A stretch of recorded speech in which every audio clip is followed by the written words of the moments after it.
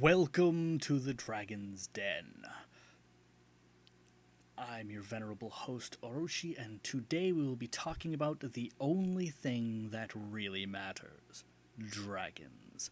More specifically, we will be talking about Firesky, the second and perhaps final in the Chronicles of Stratus by Mark de Jager. I would say if you have not read the first book, then definitely go read that, because there's a certain thing that changes with this one that you kind of have to know, because at the end of the first book he figures out who he is, and as you can plainly see from the cover here, yes, exactly who he is. And so a majority of this book is him slowly recovering his memories, because he has a lot of repressed backstory, and it's great that this gets into that. So the short and sweet, still great writing. It's still the same old kind of force and fury and force of nature kind of thing going for it. And I would say the biggest downside is probably the fact that he's extremely cocky. He looks down at all other creatures, and yet when push comes to shove, he gets the shit kicked out of him a lot. Like, it's surprising. In the first book, you can kind of understand, because he doesn't know the extent of his powers. He's still getting used to his body and all that stuff. But in this second book, he knows exactly the extent of his powers. Even if they're limited because of his human form, it's still a sour pill to take, to have him talk himself up all the time and then get the shit kicked out of him over and over again by different things. There are a few points where he makes a plan, executes it perfectly, and kicks some ass and is a total badass. But you take those and compare them to the numbers of times where he's just riding on his anger and his "I'm better than all of these disgusting humans, they can't touch me," and he gets the shit kicked out of him. And it's just like, man, you can't, after being beaten down so many times, especially once you get into his backstory and all the things that happen there, you'd think he'd start coming up with more intricate plans of how to overcome things. But every time he's just like, no, I'm too strong. I'm too strong. None of this. And it's hilarious, because that's exactly why he wins his biggest fights, is because his enemies are even more cocky dumbasses than he is. And then he turns into the sly, "Oh, I'm a master of magic, and this is all second nature to me, so I can just out magic these necromancer lords because I'm so good at this stuff." And it's like, man, that's a weird juxtaposition to how you generally do things, by just face first into all your problems. I would say that's probably the biggest flaw of this series, is that he's kind of just gung-ho smash face first into all his problems, but then when it becomes too much for him and he gets beaten down or captured or is about to die from something, something else happens to save him, or he becomes far more clever than he has previously been, which I wouldn't go so far as it doesn't feel earned. It might for some people, but I thoroughly enjoyed this book, so I wouldn't go that far, but I could definitely see how some people might have that problem. But to me, overall, with the way this explores his backstory, and there's so much that happens in this book. The first book is just him getting to the city, exploring this city, making some friends, and being embroiled into this big, huge thing, which he was a part of anyway, and finding out the depths of how much he hates the church and how their leader was corrupt. That's basically the whole book. This one is tons about his backstory and him going off gung ho as he always does and having his own sort of little adventure. And it's intense at parts. But I would, if you are a fan of dragons like I am, definitely pick this up because it escalates immensely so, and it's very enjoyable. So with that said, I will now get into spoiler section. So you have been warned. If you have not read the book yet, go do that now. Come back later and compare your thoughts to mine and leave some comments on what you thought of this and what you thought my take on it. So this picks up right at the end of the last one, where he finally figures out who he is, still stuck in his human form, and he immediately just is like, oh, well, I'm super powerful, so I can just go off and kill all these necromancers. So he's like, well, I'm going to leave now. And, of course, the wizard and Tatiana are both like, no, we've got a war here. There's tons of troops outside the city, and there's a dark magical cloud that's affecting the city, killing things off. But, of course, he does his thing anyway. But he takes her with him.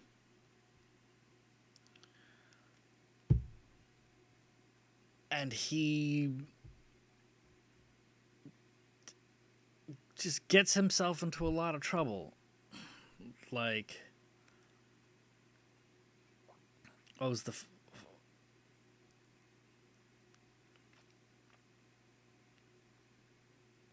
I'm trying to remember.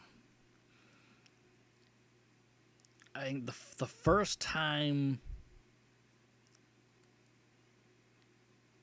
Yeah, the first time he leaves the city and he goes into the enemy encampment that's surrounding the city. He goes to their main encampment, sneaks his way in, and it's a long drawn out process of him slowly sneaking in, avoiding all these sentries, and he gets to the wizards' encampment where they have a giant circle of ghouls protecting their headquarters. And outside of that, going around the backside, he finds this giant pit where there's just mud and fluid and dozens upon dozens or hundreds of corpses. And it kind of gives you this feel of, oh, this is what they do. They just kill people to channel their magic. And it gives you a good feel of, yes, these are despicable,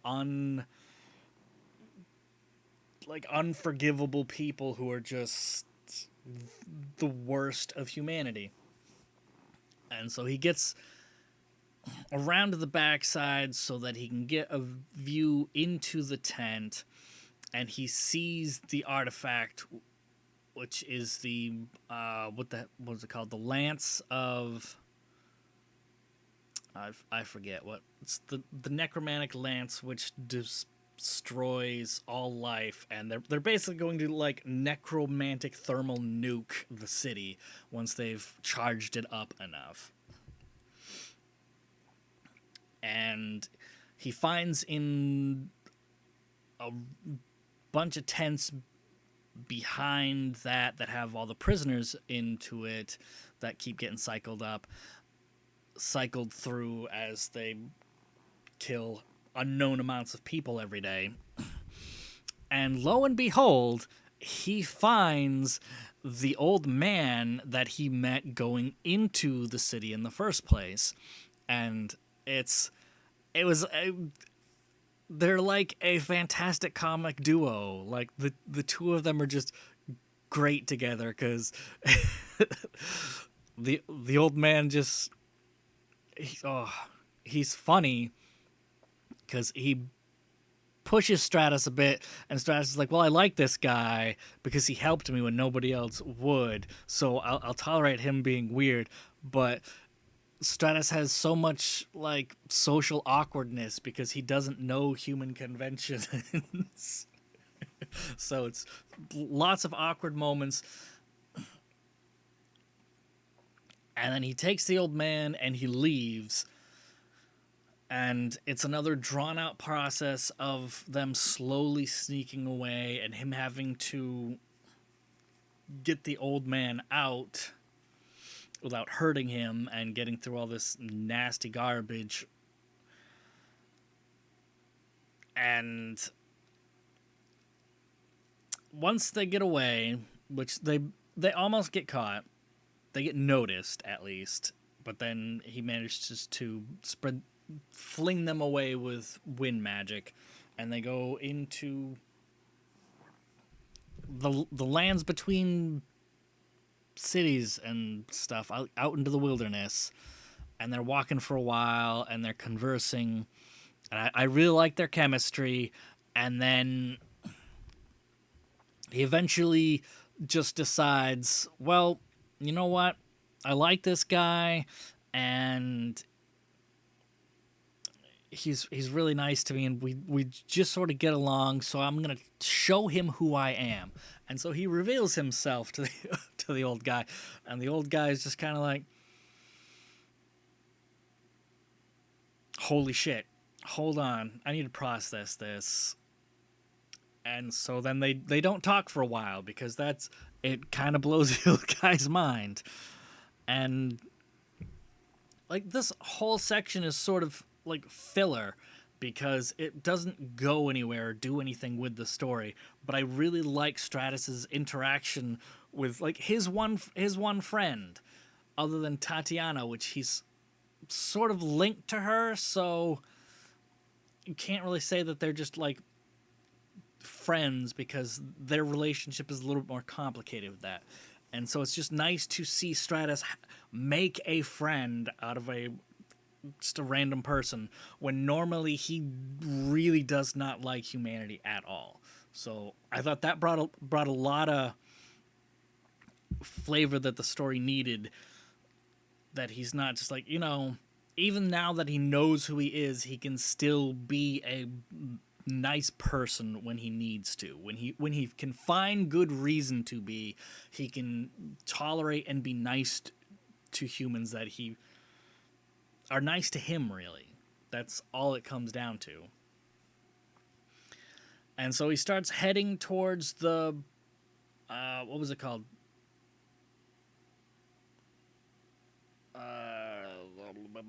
One of the previously destroyed cities. And on his way there, because he believes Tatiana's there because she was, what was it? She went out to find Lucian because he was sent off with some paladins. And it's presumed that they all got captured. So he's going to the previous large city that got captured because it's like that's the closest place where they would bring people. And so on his way there, Tatiana starts getting tortured and mauled and all that good stuff again. And it starts draining his magic away at such a rate that he can literally just see a line of his magic going towards where the city obviously is.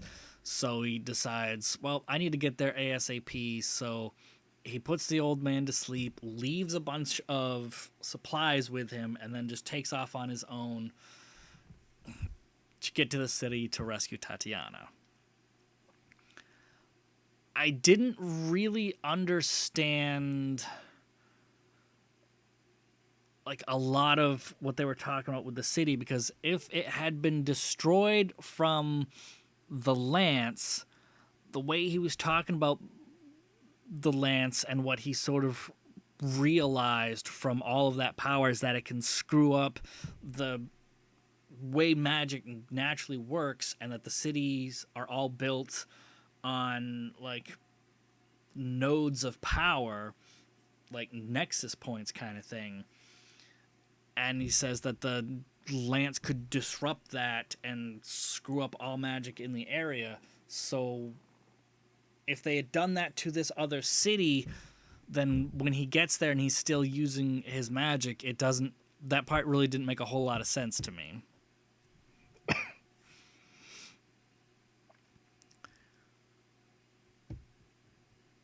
But it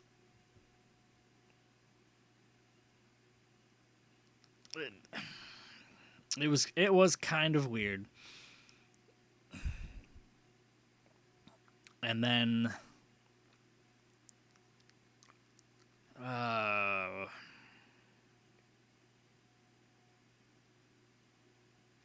what was it? I'm trying to remember.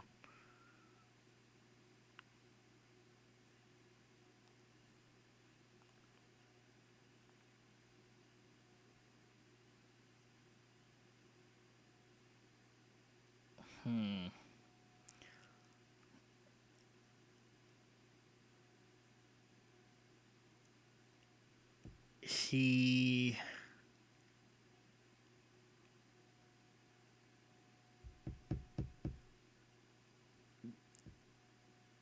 gets into he goes and rescues her, and then they take off like on this long journey to, they're trying to go towards the other like major metropolitan area that's already been taken over by the necromancers that she used to be posted at, because that's where she lost her company. All of her friends that she was working with died there. But I'm trying to remember what the first place he went to was like, and I can't remember it.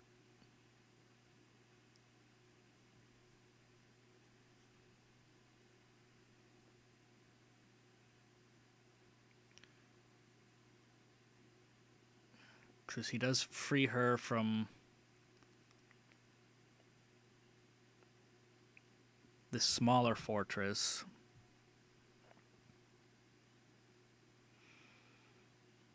Because he practically burns his way into it, I think. I don't really remember. I think I was caught up on the parts about if they had already hit all these places with these lances, how did that not disrupt everything?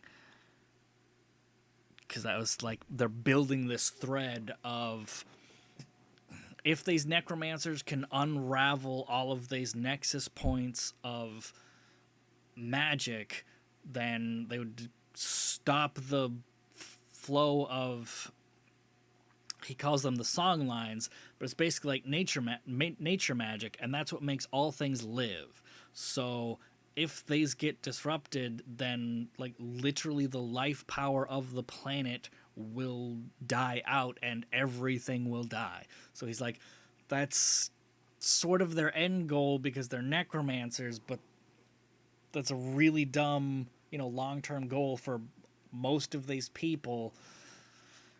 And so it's very strange that if they've already done these things, then how is he still getting his powers back? But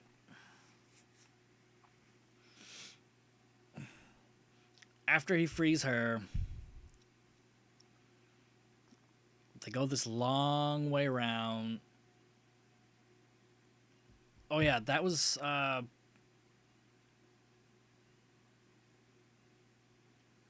remember now. He gets into this place, and the fortress is like deep into the ground because he gets in and he has a kick-ass moment where he plans an ambush on a platoon or a large squad, small contingent of soldiers, like 20 some odd plus soldiers that come in, and he jumps down on them all and kills them all. And that's a super cool moment where he planned this out and did this thing. But then he goes down. He saves one of them for last and reads his memories and realizes that this guy would rather die than like go down into the depths of the fortress where all the necromancers are, because it seems that even most of the troops are terrified of these necromancers, and that's sort of like the basis of their whole army is just, do as we say or die and become useful to us anyway, which is really twisted. So he goes down to save Tatiana, and he runs into, I forget the guy's name, but it's a guy who he has history with, sort of. He doesn't remember who this guy is, but this guy definitely remembers him, because when he goes into his backstory, Tatiana's grandfather or her father, I think it might have been her father, sold Stratus to Navarre like several decades earlier. It was probably only like 20 years at most, because she's probably not too much older than in her 20s or 30s, and so it might have actually been before she was born.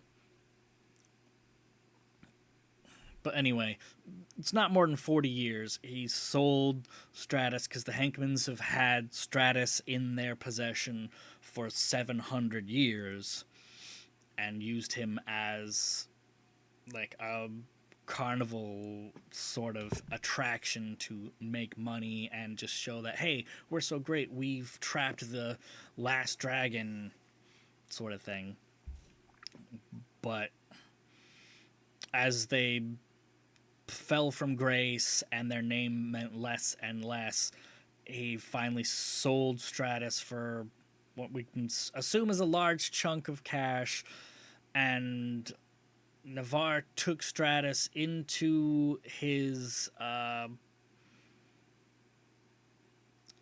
basically school of magic and used him as a testing dummy for all of their spells, where him and his students would just bombard Stratus with spells constantly to see what kind of effects they would have on a living creature. So for however many decades, they tortured him with magic, and Navarre cut his wings off and shrunk him so that he wouldn't be a threat.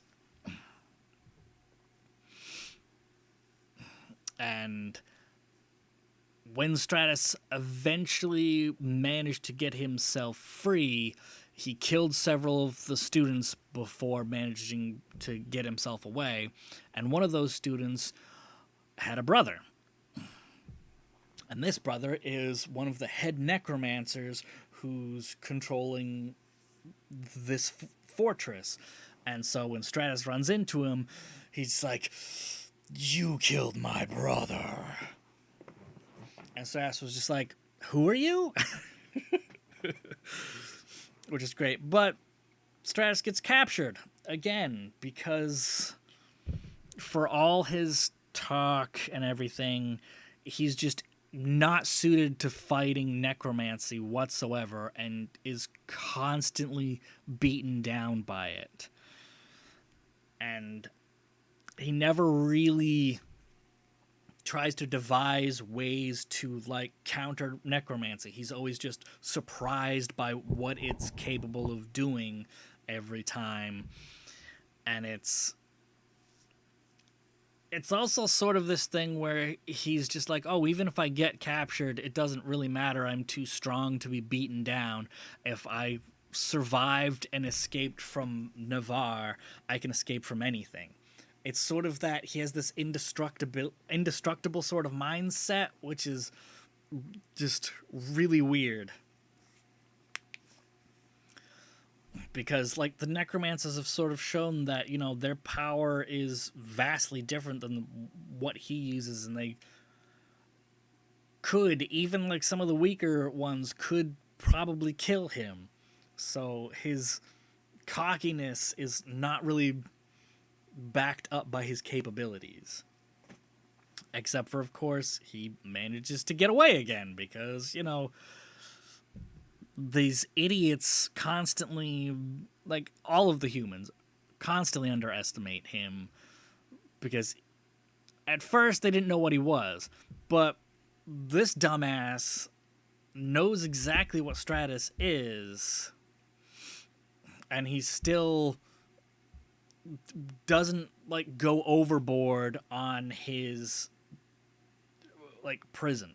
He just they tie him down and bolt him down onto a wooden table and then just like leave him there.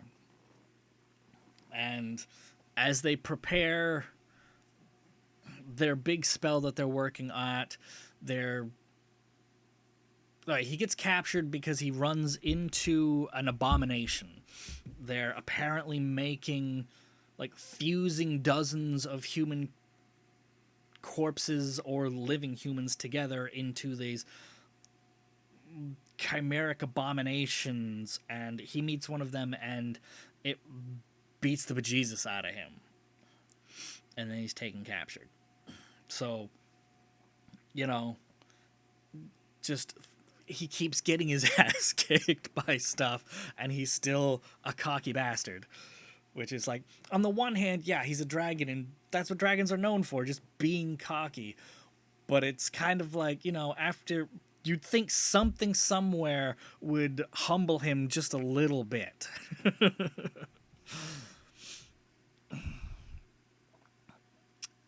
And then he manages to work the nails out of the bars that are holding him to the table because he feels that they're torturing Tatiana and like preparing this massive spell that will kill her.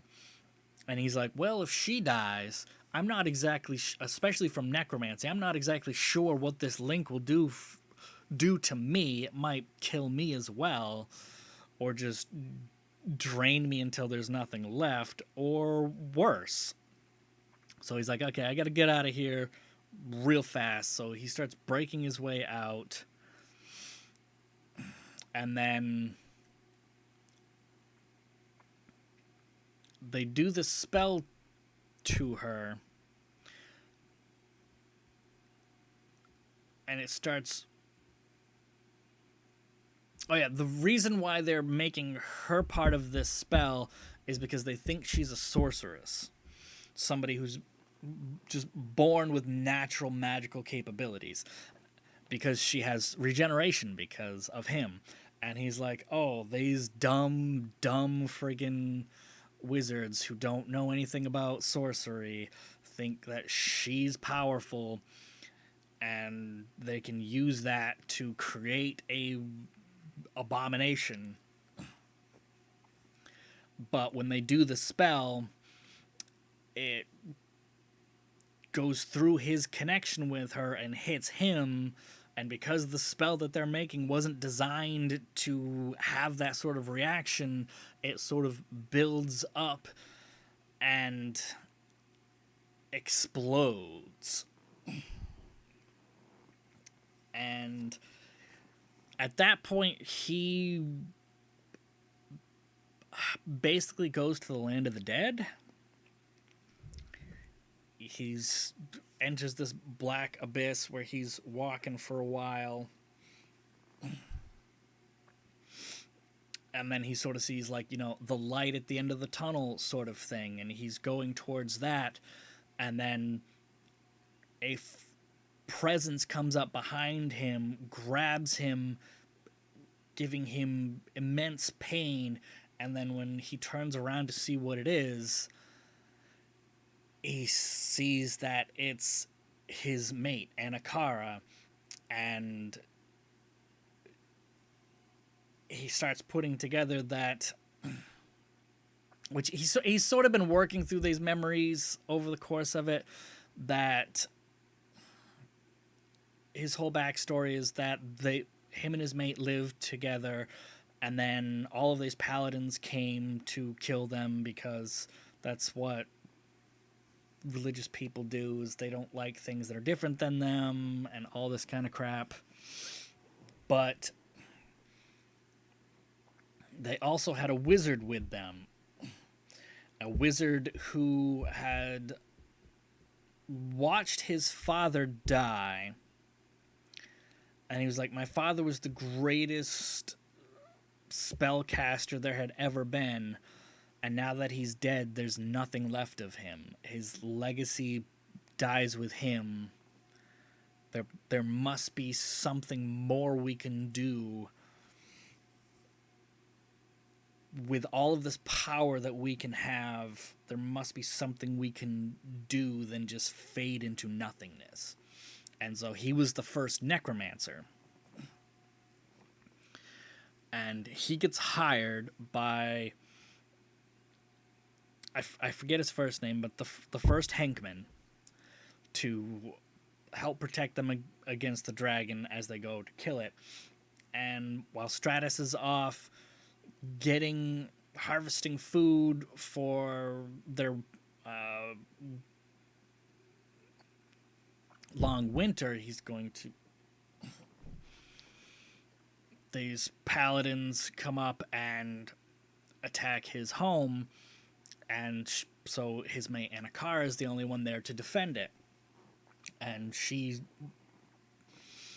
just obliterates the vast majority of their army with fire, and then the necromancer's like, so much necromantic energy from all of these people dying at once just like intoxicates him and fills him with so much power that he manages to cast the spell and bring her down.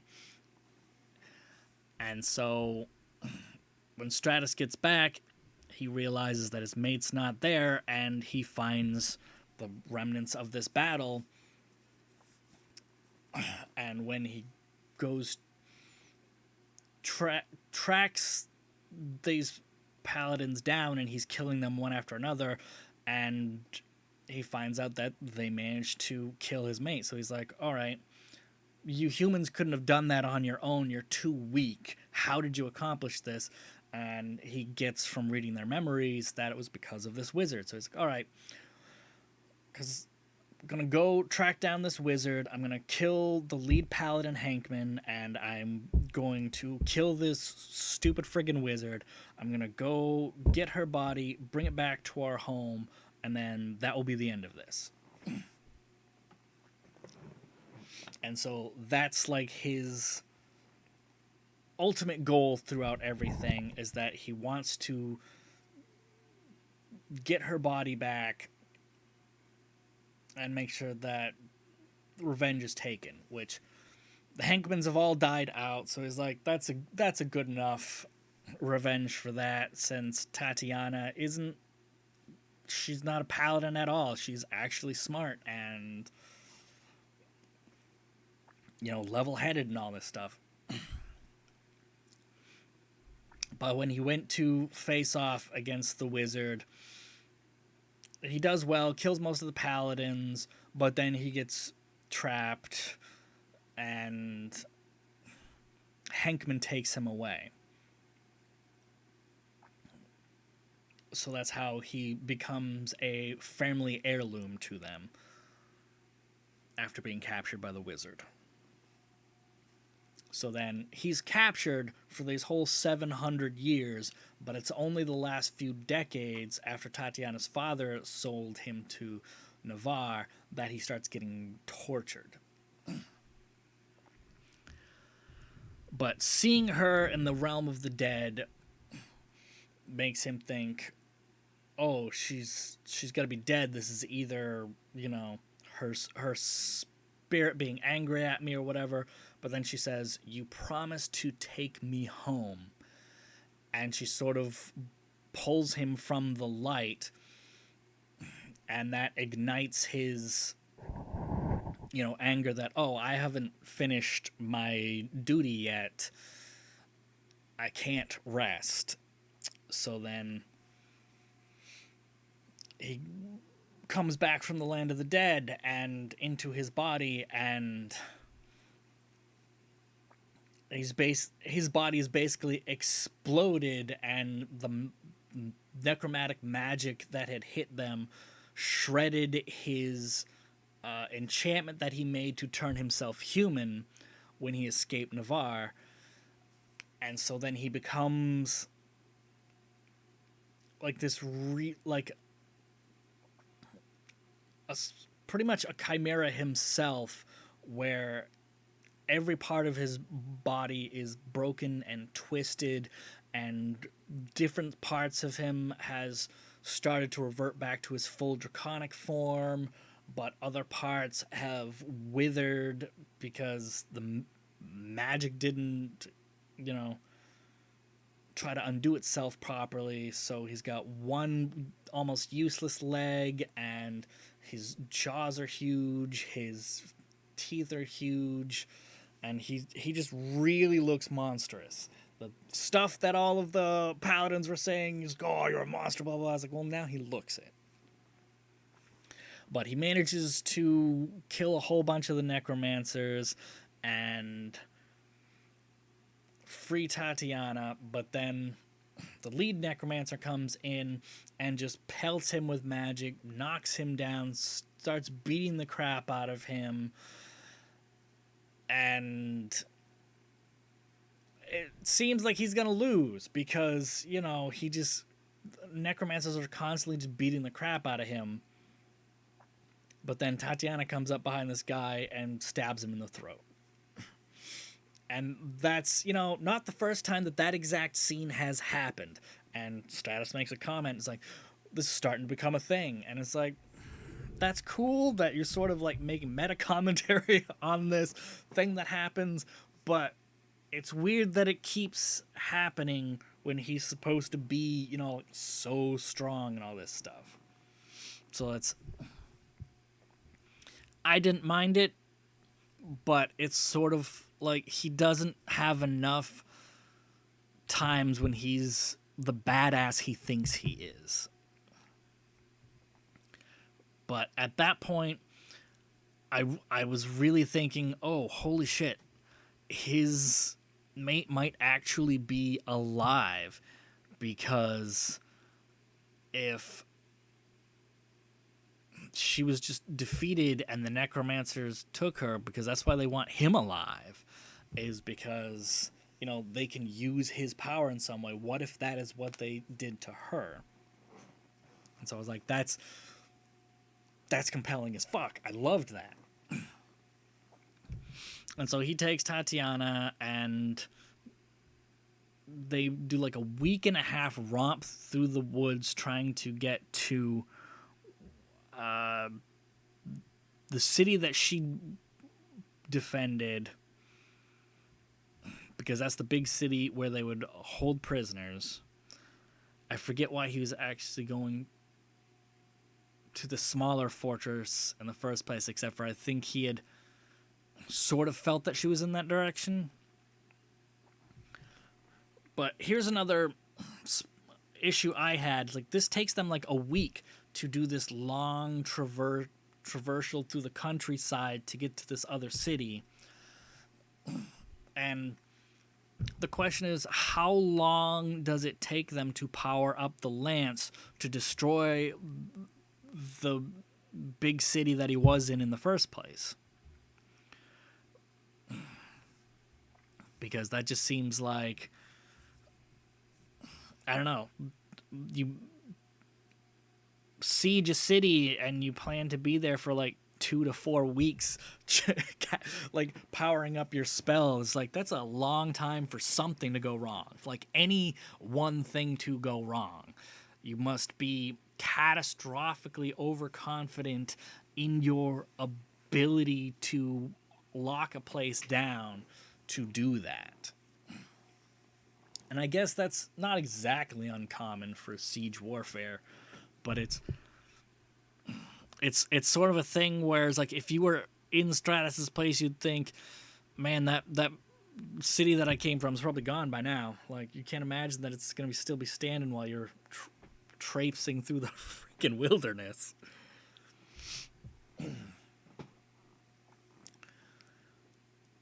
But then they start going into like flat grounds where the enemy can see them, and he leaves her at like a burnt out cottage so that she can rest some. Now that it's been several days since scouts and stuff from the previous fortress have caught up to them, and he's killed them all and left their remains to try and scare off more hunters tracking them down. And then, because he can't sleep, he wanders off on his own for a little bit, just to try and find where more of the soldiers might be so they can avoid them.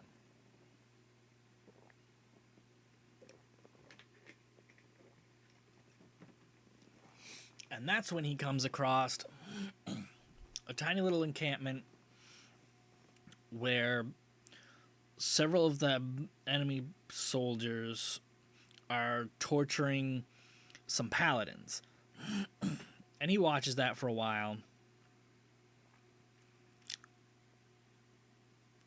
And then once they leave to go get some food, he sneaks up to the lead paladin who's getting tortured the most, while the rest of them are all chained up. And he does his thing where he looks the guy in the eye and you know, gets into his memories and stuff, and finds out all this stuff about how they rode out to destroy the enemy and they got beaten down.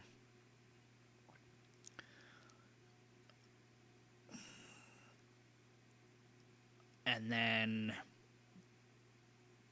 the soldiers come back to finish the paladin off, either, you know, torture him more or kill him.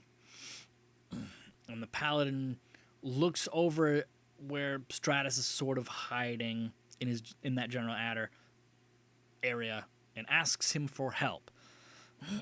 And he's like, isn't that funny? Isn't that strange? A paladin asking me for help. He can't even see where I am, but he's asking me for help.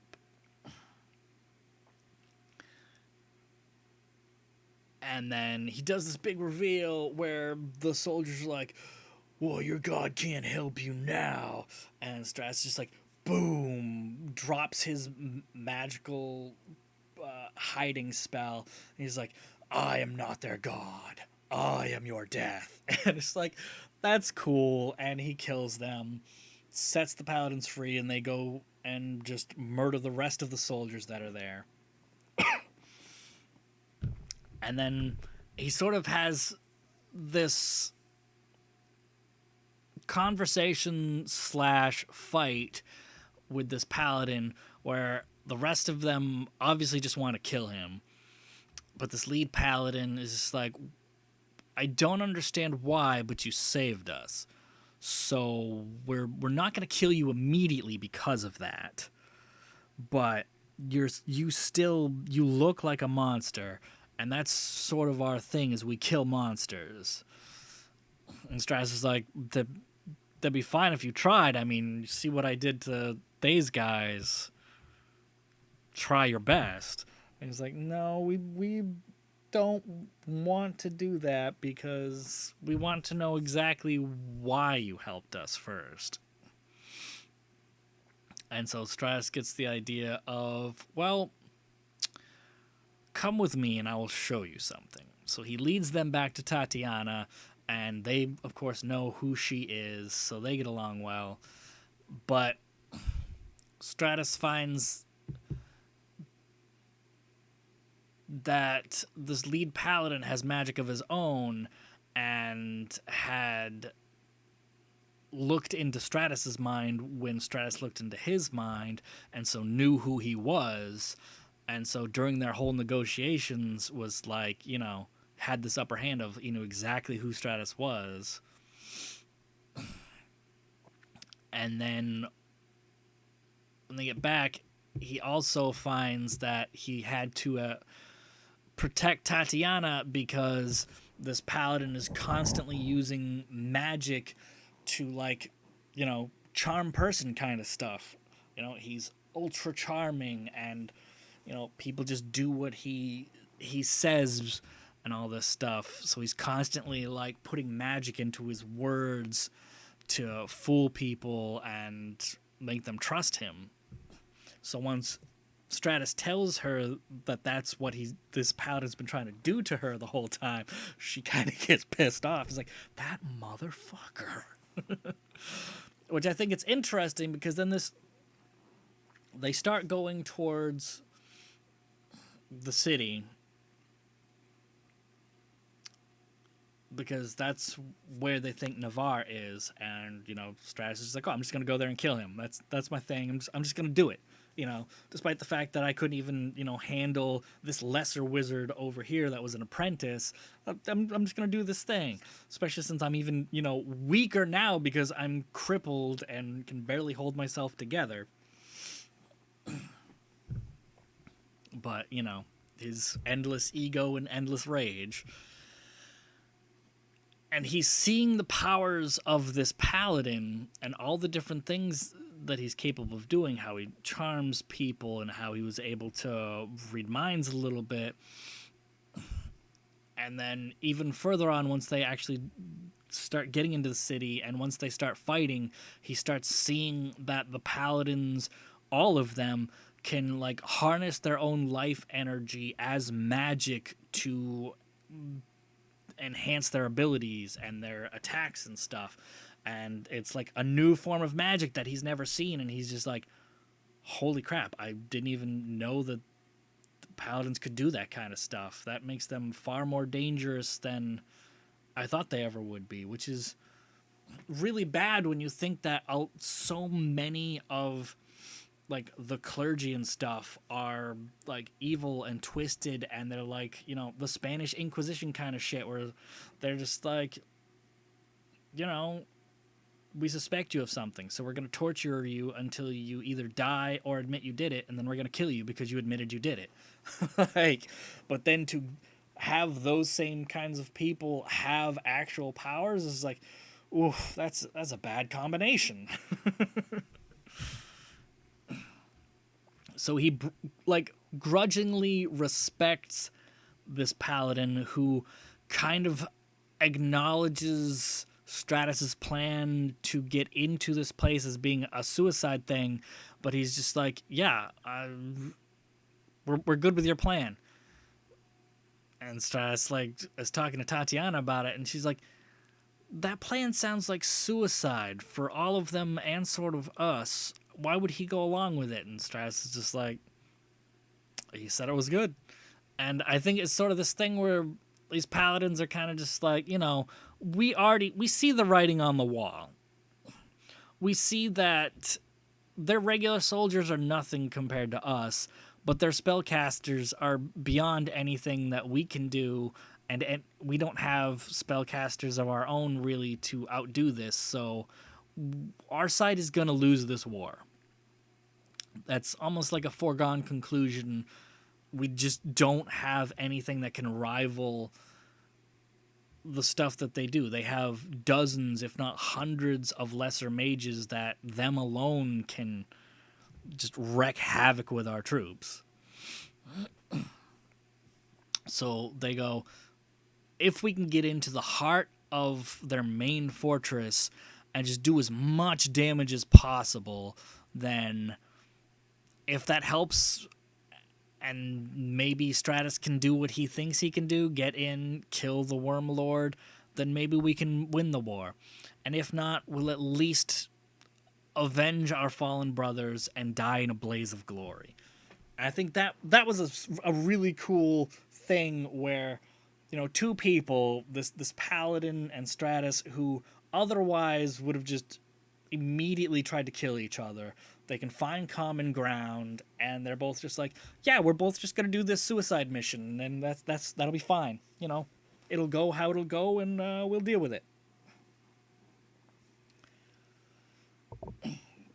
So the Paladin manages to talk his way into this major fortress, which is where, you know, the leader of the enemy's forces has himself holed up, and they almost get into the inner keep before somebody is just like, what regiment are you in? Who is your commanding officer? And then even as the Paladin's starting to talk, he's like, no, just answer my question. And so the magic isn't working anymore because they're getting too close to, you know, the source of necromantic power, so it's disrupting other magics. And so then they just start a brawl. They just start fighting, and the Paladins just form up and start just hacking through swaths of enemy soldiers. And it's like this amazing thing where it's like, yeah, these Paladins can just like rotor till through the enemy lines until some of the mages show up, and they just start like blasting the Paladins away. And it's just this almost anime style power escalation thing where it's just like the regular soldiers are super weak and these Paladins are just, you know, can't be killed by them, but then the mages show up and the Paladins have nothing against these mages who just wreck them. And it's kind of makes you think that even these lowly apprentice necromancers could probably easily just walk into any city and just murder hundreds and hundreds of people. But Stratus and Tatiana managed to get themselves in, and they go into the fortress and into the city within.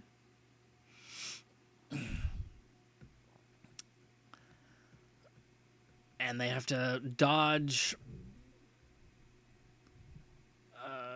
ghouls and all these undead, and he's noticing that in the heart of this city, in the main fortress, there's this like necromantic force that's making pulses that just like strip away his power with every pulse, and it's just seeding this whole town with necromantic energy. And he's just like, this is the thing that I was afraid of that they could do here, where if they use the lance, it could disrupt the force of things, and it feels like they've just opened a portal to the world of the dead.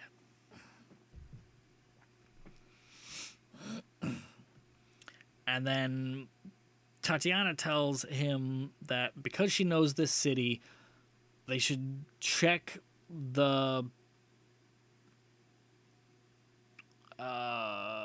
I forget what it is. Like, there's a barracks slash jailhouse, and if they were going to have, prisoners, that's where it would be. So they gradually make their way there.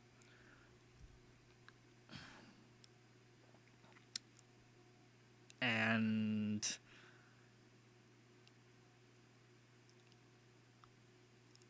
they're sneaking through buildings to avoid most of the undead that are roaming the streets.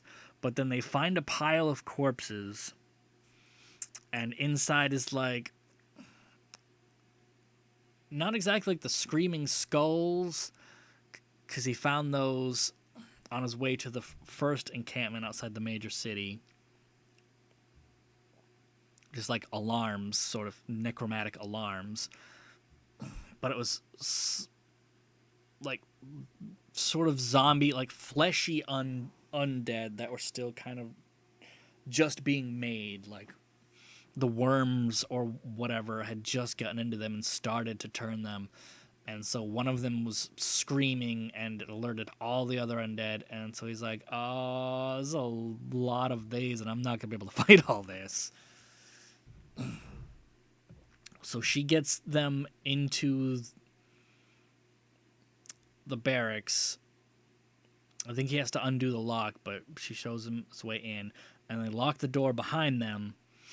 And like, well, that's only going to hold for a little while, so we really need to do what we came here for and then figure out something to do, because as soon as we leave this building, we're in trouble.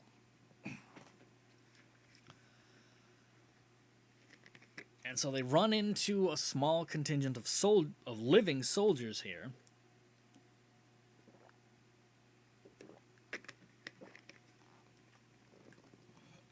But Stratus sort of just gets fed up with them being down a long hallway shooting arrows at him. And he just starts sending sparks of fire and lights them all up and kills them all.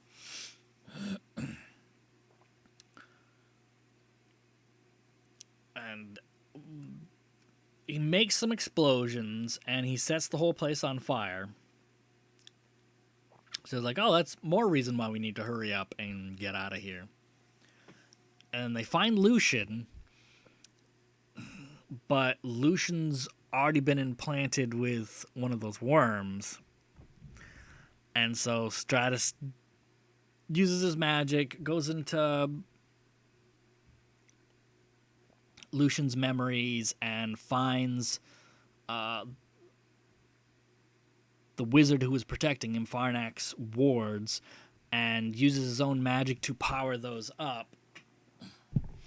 And does all this stuff, and over a length of time, he manages to free Lucian from its grip. And then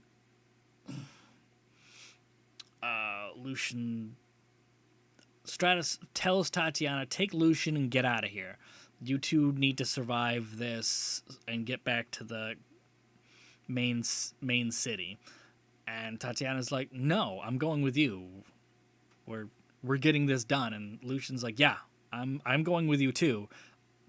If I don't, then this guy might survive to come and destroy all of the cities. So if you're going to go kill this guy, I'm definitely helping you. I'm the prince. That's kind of my duties. I need to go and do this. And so Stratus is impressed with him, and he's like, this is the first time me and Lucian have had, time to talk to each other and get to know each other even a tiny bit, where Lucian wasn't drunk off his ass. And he's like, I like him even when he's not drunk. So that was really cool. And then they start leaving, and then Lucian's like, oh, all the paladins that I was with, we have to save them too. And Stratus is like, whoa, no, hell no. They all are going to have worms in them. They're all going to turn into undead sooner or later. And Lucian's like, but they can help us. And all of them swear allegiance to Lucian, and Stratus was just kind of like takes that as a, sure, that means something. Sure. All right. And so he frees them. He's like, well, there's a lot of undead outside, so, maybe these guys will be able to do something about that. And so they get outside, and that's when he starts seeing that these paladins are charging themselves up with their own like life force energy and just wrecking all these undead, and he gets impressed by that. But then an even larger abomination shows up and starts just pulping these paladins one after another as they all try to attack it. And Tatiana goes in, stabs it with her sword before she gets backhanded, and then Stratus just goes crazy and wrestles with the thing, grabs hold of it, uses his magic to rocket himself into the air, grabbing hold of it, and then drive it back down into the ground with making sure that he angles all his body weight onto the hilt of her sword as he goes down and like breaks it through the whole thing and kills it. So that was like one of the first times where you can just see Stratus being like clever. Like he used his magic in an interesting way instead of just like clobbering and beating people with it. So I thought that was really nice. And he's like should be doing these interesting things with his magic more often.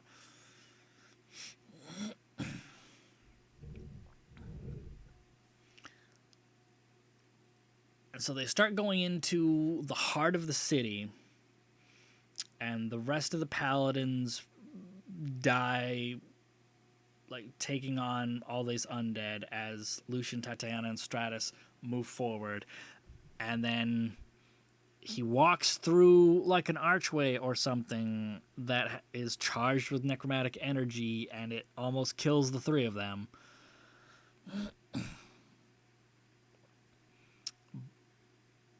And that's when he has another episode of looking into the land of the dead and seeing his mate, and then he kind of starts thinking, she's helped me several times now, so that must mean she's not... She hasn't passed on completely, because she's come to him like in his fevered dreams and dying states and helped him a few times now. And so that gives him renewed hope that he can find her, even if she's not going to be in a state that he wants to find her in, which I thought gives a lot of really great options for where the story can go. So he goes down, faces off against Navarre, and like as usual, the fight like quickly turns against him, and he starts getting his ass just beaten in, just plowed into the ground, smashed into the wall. And it's interesting that Lucian comes to his rescue, as Lucian and Tatiana are nearly dying from just the thick miasma of this necromantic energy. Lucian manages to get up and attack Navarre. Doesn't do much, gets swatted away, but that's enough time for Stratus to start actually thinking about his counterattack, and the whole fight has revolved around Navarre kept pieces of Stratus from when he was torturing him, and he was able to use that to get through, control Stratus some and get through all his defenses and stuff. And so then Stratus just uses that and attunes himself to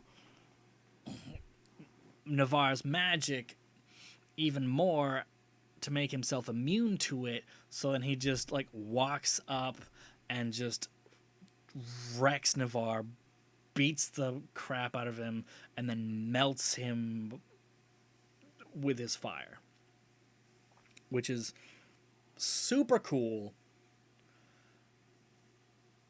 And then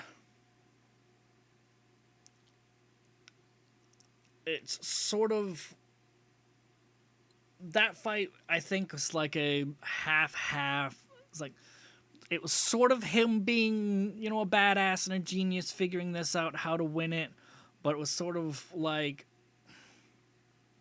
he got his ass handed to him so much that it was only then at the very end he came up with this solution. And I don't know, it was all right, but it's still so much of him just getting his ass beat all the time because he's just no match for any of these necromancers, just any of them.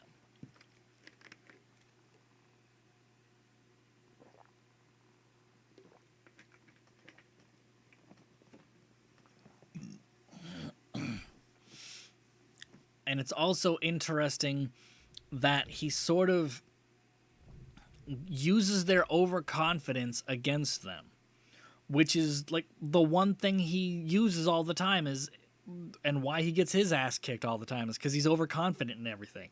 And I think, like, that's just so weird that the good guy is overconfident all the time and keeps getting his ass beat, but then once he comes up against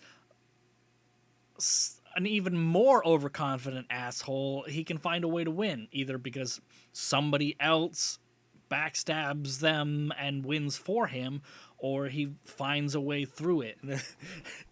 That's just, it's so weird to have the weakness of the big bad guys be the same weakness that the main character has. Just egotistical and overconfident. It's just so weird.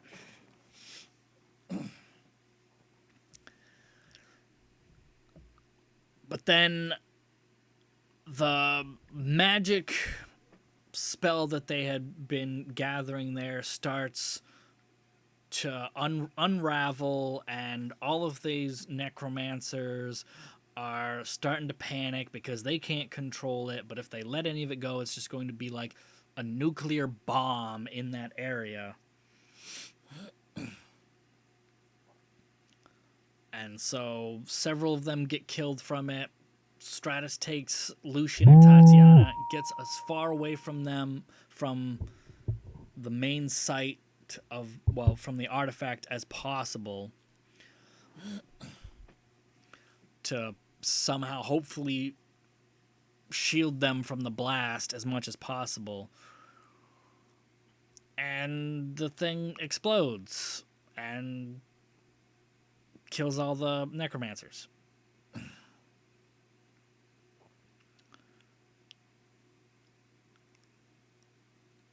And I'm trying to think.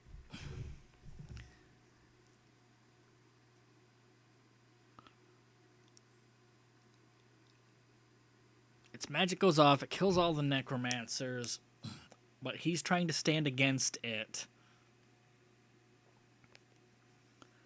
And then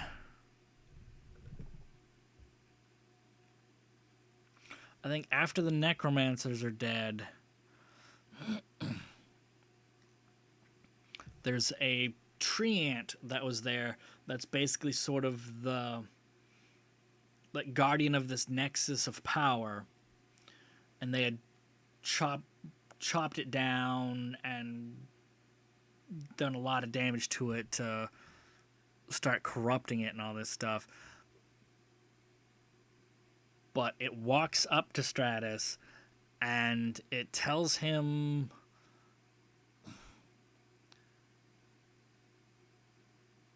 what was it? I forget exactly what it says, but it basically, like, you know, sing the song. And he's like, I have no connection to the song lines here because of all this necromantic power. And so then the treant gives him its last remaining power and dies. And then he can, with that power, he can hear the song lines a little bit, and he starts singing that power, and then it like frees up this, unclogs the dam of necromantic power, and all of the, like primal nature magic comes in to crush this necromantic force as it's trying to explode, but it fills him with enough power that he walks over to the lance, grabs hold of it, and starts to just rip it out of the ground and start bending it into pieces, and that disrupts all its magic in smaller little bursts so that it doesn't go like nuclear, and then it explodes, but the onrushing like primal magic keeps it from like destroying anything, killing everybody. But that like shreds the last of his enchantment for shape changing, and then when he wakes up from it, he's in his full glorious dragon form, and that was a glorious moment. That was fantastic peak, because he starts getting into, remembering how it feels to do all these things, and he reveals himself to Lucian and Tatiana when they wake up, because he shrouds himself first, and he's like, "You two are lucky to be alive." And they're like, "Stratus, is that you? What are you? Why are you hiding?" And he's like, "Well, you might not recognize me." And so when he reveals himself, they're all like, "Hot damn, you're a dragon. Like, we know you've said it and you've shown it before, but now you're a dragon." So that was cool. And I thought this was kind of going to lead down to the end of the book, and there'd be a third book for him exploring the next path, because Navarre said that, his master gave him all this power and blah, blah, blah. So it's like, oh, well, there's another tier of asshole above this one. Great. So I thought that would be another whole adventure. But I think sort of sadly, it wasn't. Because he takes Lucian and Tatiana back to the main city, talks with the wizard some, and he's like, "Yeah, the Wormlord's dead. And, I'm going to clean up this problem here. And then I'm going to have to go and deal with a even larger problem." So then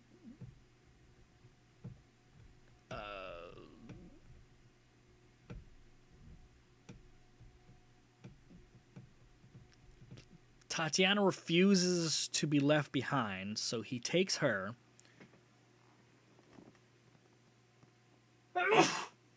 Excuse me. He takes her, goes out to the enemy army, and he just does, like napalm runs across it, and he just incinerates the enemy army,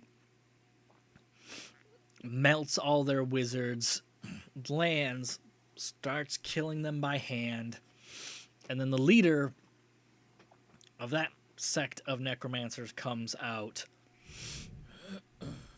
and Stratus, I forget how that went, barely manages to block some of the beams of energy, and a thing he keeps harping on is that all of these stupid human mages use their staves as like conduits for their spells, so they're like gesturing so much that they're giving away what they're doing, and it's slowing all their stuff down. Whereas when he casts magic, he just thinks it, and he just summons the magic up. So as this mage starts to gather his second spell up, Stratus just walks up to him and bites him in half and swallows him down. And then the paladins and army inside the city rush out to finish all the enemy off. And then Stratus goes back into the city and lets the wizard know that, well, the wizard and the prince know that everything's been handled, and Farnak is just like, but did you see this douchebag? This one douchebag. He's the leader of all of them out there. And Tatiana's just like, was he blonde and roughly this height? And like describes the guy to him. Farnak's like, yes, that is the man who killed my sons. And Stratus is like, oh, it's been dealt with. And Farnak's like, are you sure? And then Stratus is like, well, I can regurgitate him if you want to make sure. And I loved that line. I was just like, well, I ate him, so I can sort of show you the proof if you really want it. It's like, no, I trust you that you killed that guy. And I guess that's sort of like a badass moment for him, but it's sort of like this power escalation thing where it's just like, it's weird to think that there's nobody who can hold a candle to him in power, and yet 700 years ago there was a mage that was just stupidly strong and easily manhandled him. Because when Franzak asks him about, well, do you need any help if you're going against this other wizard? You might need assistance. And Stratus just lets some of his raw power flow out to Franzak, and it just knocks him back into a wall and almost dazes him. And it's just to show that, oh, Dragon's magic is just far exceeds anything any, human can do. So it's just so much power escalation. It sort of makes you feel this is anime-ish. And it's just weird. And that it's, there are no human spellcasters in the modern age that are anything like what they used to have, except for this one school that pretty much now only teaches necromancy.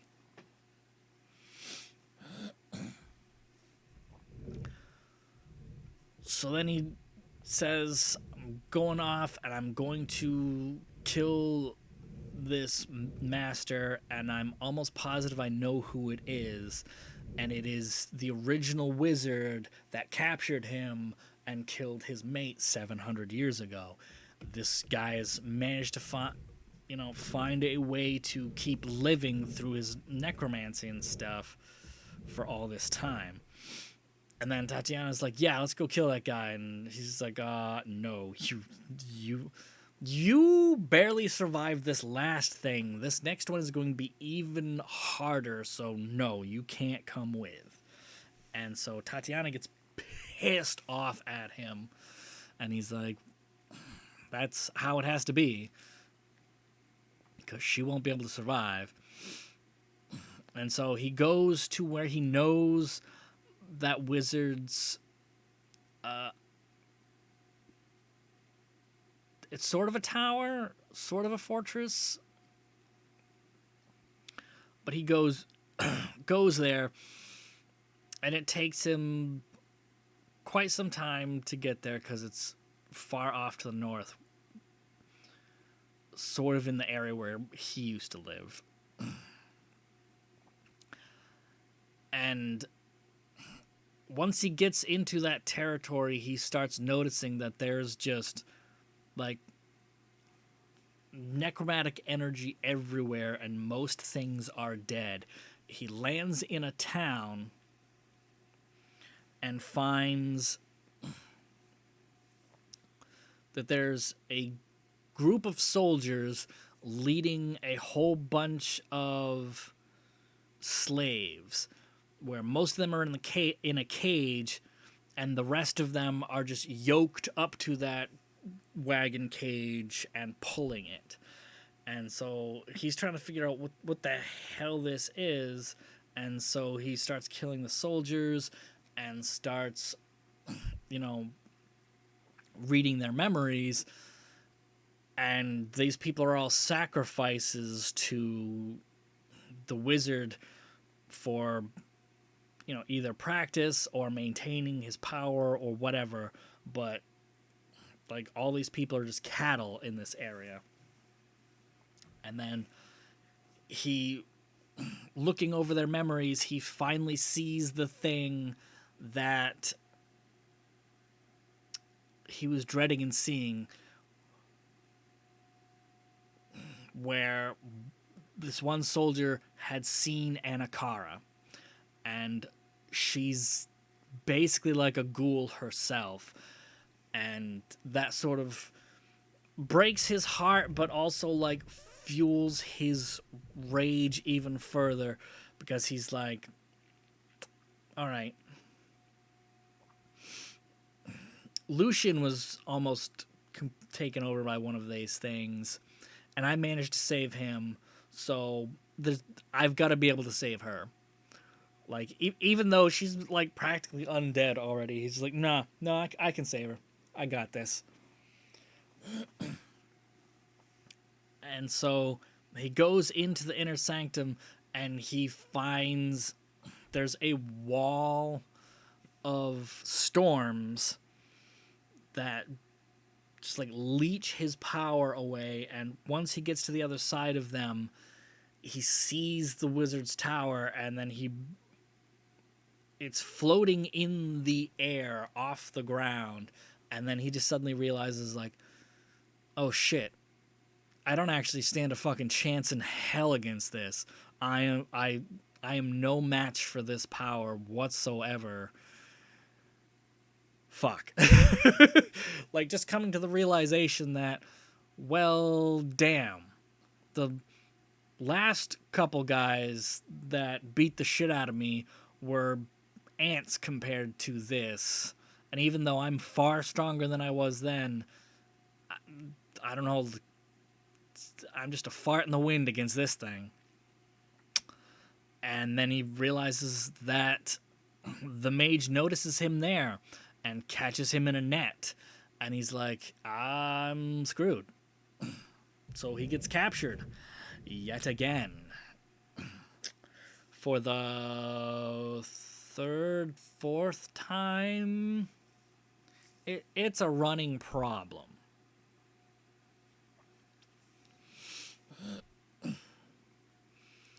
Which is always weird that he keeps getting stronger and stronger throughout the books, but the threats he faces are exponentially stronger and stronger as well. It sort of really has that anime, progression kind of thing to it.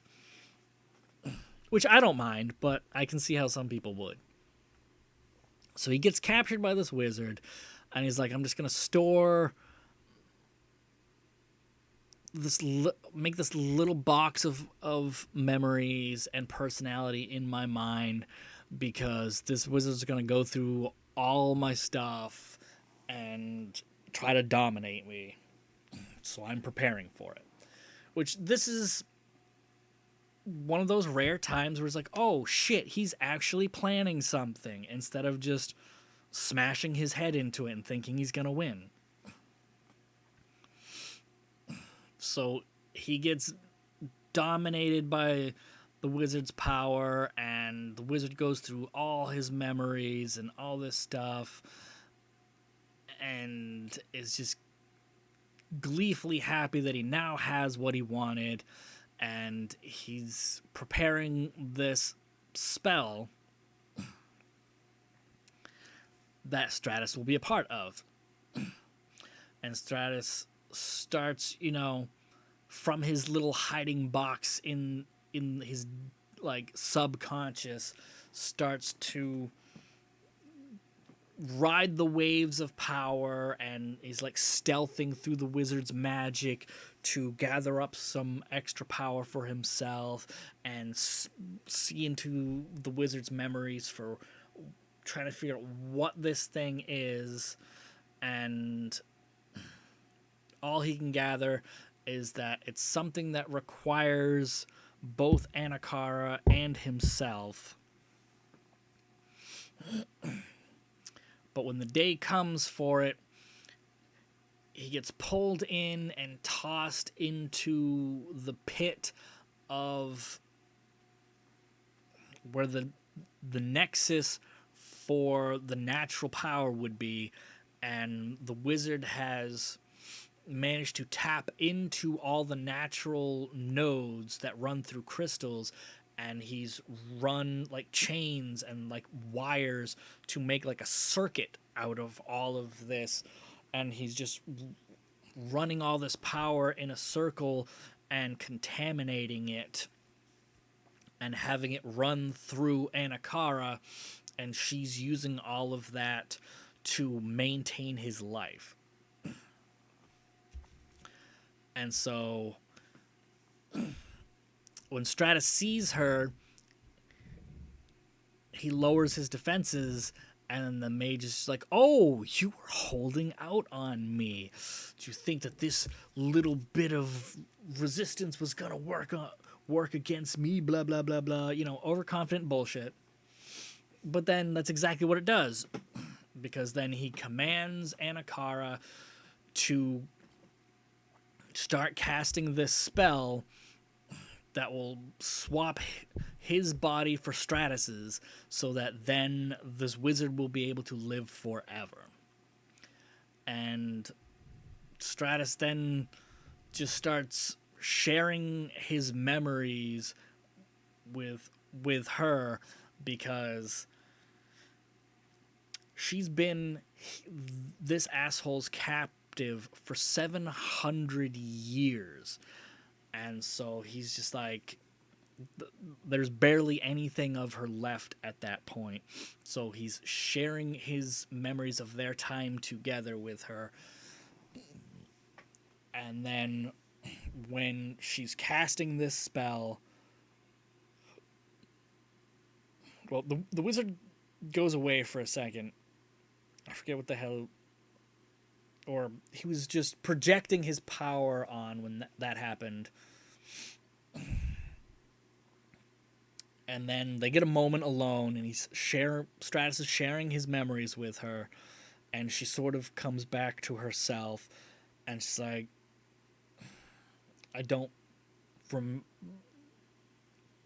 I'm already gone. I don't remember any of these things. All I remember is you. And then the wizard arrives, orders her to cast this spell, and she starts doing it. But then she finishes the spell as something else, and it frees Stratus from the mage's binds and fills him with power. And so then the mage nearly kills her, but he can't, because, he can't kill either one of them because they are required for the thing that he wants to do. So Stratus starts fighting him, and he's just outclassed in every way whatsoever. But he manages to distract the wizard to get up close to him.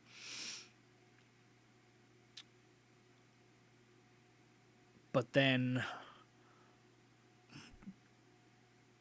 the wizard cuts him with some like an ethereal or a magically created sword, and makes him bleed. And then scoops up some of his blood, and he's just like, yes, this power here, the power in your blood, that is what will allow me to live forever. And I will use the power that power to conquer the world. And, he's basically just like, you don't know how to use that power. You've got all this potential and you don't use it, that kind of shit.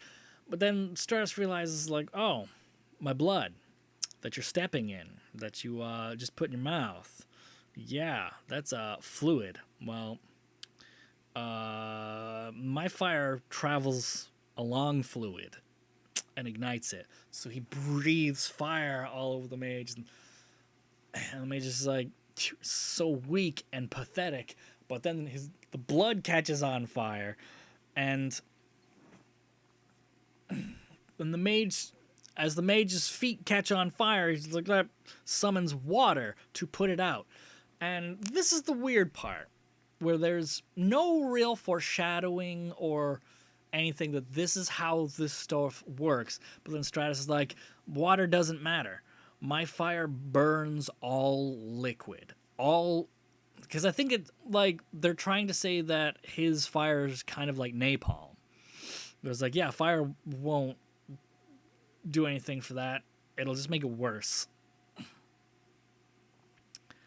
And it does, and the mage burns, and then Stratus keeps hacking away at the mage's physical defense wards, and it like rips his fingers off as he's clawing at it so hard until he gets through, pins the wizard down, and melts him, and then crushes his skull. And so then he limps over to his mate, and he's just like, it is done, you are free. And she's like, good, now you can get out of here and be safe. And he's like, no, I am never leaving your side again.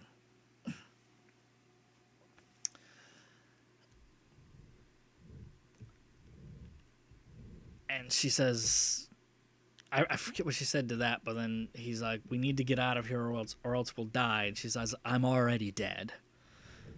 And he's like, no. And he picks her up and starts carrying her out. It doesn't really describe this area all that well, but it just says that he takes her to the edge, and she's sort of like pleading for him to go and save himself. And then he takes her and just plummets over the edge into the abyss, and he just says, I love you.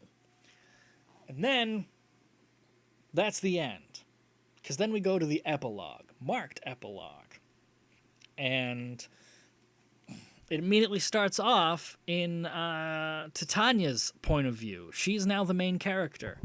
And I would just like to say a quick fuck you to Mark, because this part really, I was ready for, there to be, the tragic end of them both dying and all that stuff. But this whole section just like drags that out so much because you don't know. So fuck you, man. It's like fantastic writing, and I loved it, but damn, man, you're just punching in the feels so hard. And of course, it's worse than just not knowing Stratus's fate, because it straight goes to, oh, Tatiana is captured by the clergy because, oh, she's a witch. She controls the dragons, so, they want to burn her. And there's no way for her to get out of it because Lucian and Farnak have already left the city to go to the capital. So she's going to die here.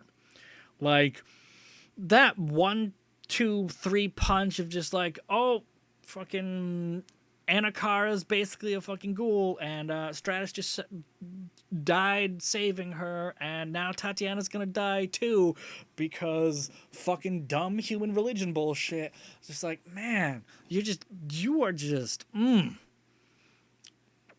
really trying to make me hate you, right? So they start torturing her because she just says, no, I'm not a witch. I didn't control the dragon. And they're just like, just confess and we'll stop. And so it goes on for a few days. But then, the most beautiful thing ever happens. There's a ruckus outside. The roof of her prison gets torn off. And Stratus is there. And he just crushes and impales these clerics and frees her and heals her up real quick. And he's like, hey, I was just coming back to give you a proper farewell and say goodbye. I'll never see you again. But then felt that you were in distress, so got here a little bit faster, and you're in trouble again. So he helps her out, and then they're having this conversation while, there's archers shooting at him, and there's paladins gathering around, and clerics coming out. And she's just like, yeah, they're doing their thing. They think I'm evil and all that stuff. And he's like, well, that's what they do. And he just burns all of them dead and continues his conversation with her. So he's like, so you probably don't want to stay here anymore. Do you want to head out maybe? She's like, yeah, let's do that. And then as he takes off, she looks around and sees that the barracks that she was in, the Chapel of St. Cuthbert, and like a few other buildings have all had their roofs torn off as Stratus was kind of searching for her. And like a good several like streets are all in fire. And like the city's really fucked up because they pissed Stratus off unknowingly, but they pissed him off. So then they're flying away, and he's happy, and she asks, so the wizard, is he dead? And he's like, yeah, the wizard's dead. There's no more necromancers. All that stuff is done. And she's like, and Anakara? He's like, she's done too. All of that's over with. And so it kind of, leaves it hanging for a moment, and then out from the clouds emerges another form, a sleeker, slightly smaller dragon, and bam. Anakara is all fine, and they have a short conversation, and Tatiana doesn't understand it because they're speaking in Draconic. But then Anakara flies down through the clouds, spins around, and comes up under them, and gets real close and has a good look at Tatiana before flying off. And Stratus is just like, yeah, she likes you. And she's like, well, I'm glad you found what you were looking for and you got everything you want. That's fantastic for you. I've got nothing left. got nothing left, so it's great for you. And he's like, well, you can't go back there. Where would you like to go? And she's like, somewhere where I can start over and just be away from all of this crap. And he's like, all right. I know a place I can bring you to. And so that basically is the end of the story, where it's actually a happy ending. Like I was fully ready for, tragic ending because I love tragedies. I was fully happy for Anakara to actually be undead, for the most part, and him being unable to save her, he would die with her. I was fully ready for that, but then to pull out a happy ending, that was great. I loved it. I mean, I would have been okay with that tragic ending, because there's been too many books that I've read that try to go for like a realistic, unhappy sort of ending, and I hate that shit. If you're gonna make a fantasy book, like, either have an epic tragedy or give me a fucking happy ending. And so this delivers almost on both of them. So it was really well done, and I think the last section with the old wizard went by a little bit too fast. I think that could have been another whole section, another whole adventure for him, like exploring those lands, finding out about it, more about what the wizard's doing, how his power's set up, trying to find a way to undermine it a little bit before eventually being a dumbass and getting himself caught. I don't know. I think it could have been a little bit more. Probably not enough for another whole book, but oh well. I understand that with the way things end, there's not really much need for the continuation of this story. It's wrapped up. They got their happy ending. That's good. I, however, am always interested in more, because I will say this for most stories that I read. I would love just a, like, it doesn't need to be like another whole entire novel or whatever, but just like make a short story that's just a slice of life kind of thing of what do these characters do now that their epic adventure is over. Like, I would love that sort of stuff for so many stories that I read. It's like, I want to know what their day-to-day is afterwards, just the casual things that they do, show some of their conversations, just get to know them outside of, their adventure mode, pressed for time, kind of, have to do these things sort of feel. Because I could imagine, like, Stratus and Anahara have to find a way to live with humanity. Humanity is just going to get stronger, spread more and more, so it's going to be conflicts at times. And maybe now that he's friends with Lucian, that he might be able to find a way to make peace with them so people don't ever bother him again. And that could be a fun little side story kind of thing. The issue there is there's not going to be any big threat to him, and it would be more of a political kind of thing. And I'm not sure if that would really be interesting, because his answer for most things is, do this or I kill you. And that's not going to go over well. So I understand if there's not going to be a book 3, it would make sense. Unless, there's an older, farther away giant threat or something. I would just really, really love to see Stratus and Anahara together doing things, interacting with each other, and like having a little adventure or something. I think that would warm my heart immensely. But yeah, it's a good end to the story. It ended better than it could have, on a better note than it could have. Either way would have been fine, though. I think that's great writing.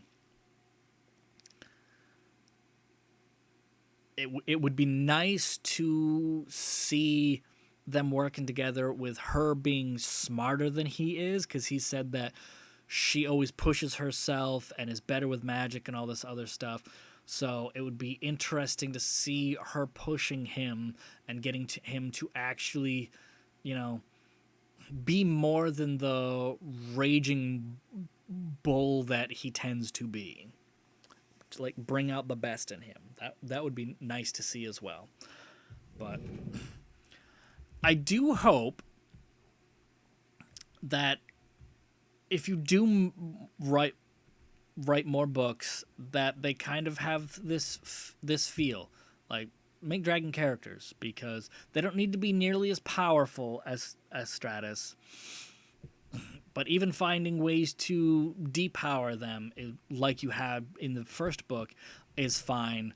Like we need more books like this that explore, dragons being powerful in dark fantasy worlds, because a lot of, like, whenever I see like recommendations, like, oh, here's recommendations for kids books, I'm like, dragons shouldn't automatically be associated with kids stuff, because there's so much potential for dark fantasy stuff like this series, and it fits beautifully. So I hope you'll do more in this vein, maybe not in this world or with these characters, but more in this vein of powerful dragons. They can get depowered, or just start off with like a younger dragon who hasn't like met their potential yet, because you're good at this, and I like your stuff. Improve some on the overall flow of the situations the characters get into, but otherwise, yeah, I'm looking forward to more. So that is all for now. Good evening.